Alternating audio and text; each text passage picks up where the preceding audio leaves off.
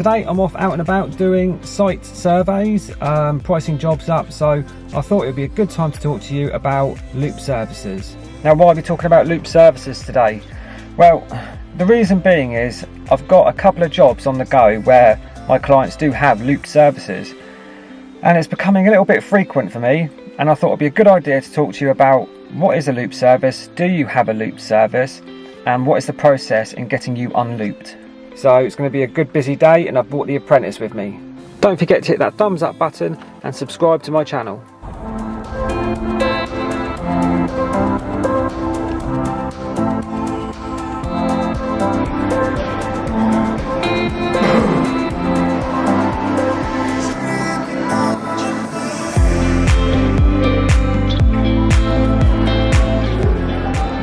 In a previous video, it's the Pod Point moving home one. If you haven't seen it, I'll leave a link below. Basically, I had a client phone me up and he had a commando socket fitted to his existing property, which he was charging his Tesla from. He was moving home and he wanted another commando socket fitted to charge his car again. I advised this isn't the best idea, and I wasn't prepared to install a commando socket, but I would be prepared to quote him for a proper charger. He wasn't really sure why there was so much cost involved. So we had a site visit, we talked about everything, and I explained about what the new chargers offered, the smart capabilities and the pen fault detection and built-in Type A RCD, and why this is all required. So I quoted for a Zappi install. He went away and done his own research and agreed that it was the best way to go, so he's accepted the quote. However, he's on a loop service. Now, what is a loop service? A loop service is basically when the cable supplying your property comes from the street and into the bottom of your cutout. And out of the bottom of your cutout, where your main fuse is, it then loops to your neighbour's property. Now, loop services are normally found in older terraced houses or maybe semi-detached houses, but for some reason in this circumstance it was on a detached house, and there's two detached houses obviously looped together. So the whole process basically involves getting hold of the DNO, putting in an application to install an electric vehicle charging point. They have something called a notify and connect, and your installation needs to meet certain requirements in order for you to be able to carry out an EV charging point and notify them within 28 days.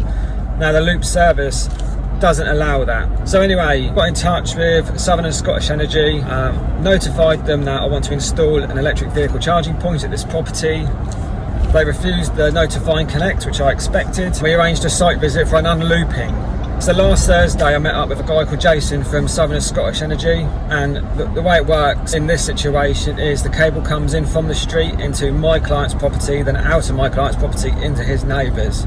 Unfortunately for his neighbour, that means that his driveway needs to be dug up in order to pull in a new cable from the street. Now, what does this cost? Fortunately, some of the Scottish Energy and Western Power as well, I believe, do the service for free. I can't vouch for all the other network operators. Now, this can cause a problem if you don't get on with your neighbours, obviously. Luckily, this time, the neighbour was absolutely fine. As long as the driveway goes back down as it was found, then he has no issue. So this process takes a bit of time. The unlooping service will be carried out in about 6 weeks.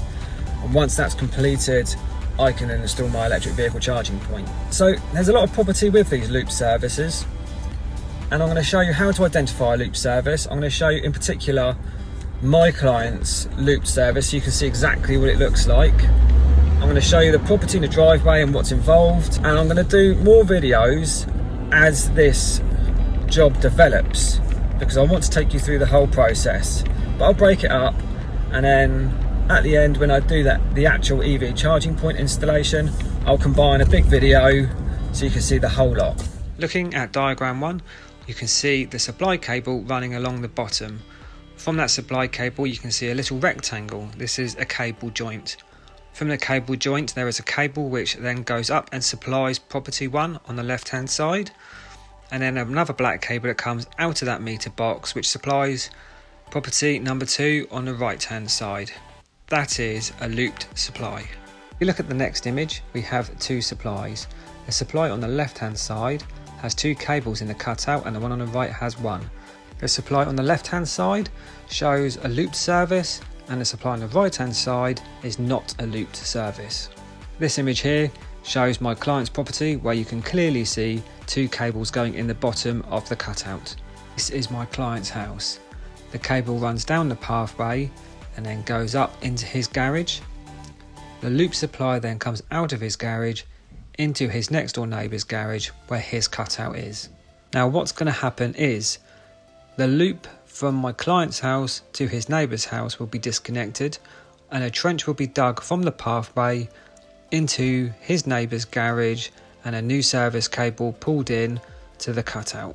Once this service has been unlooped, I can then install my electric vehicle charging point. Don't forget to like and subscribe, and keep an eye out for part 2.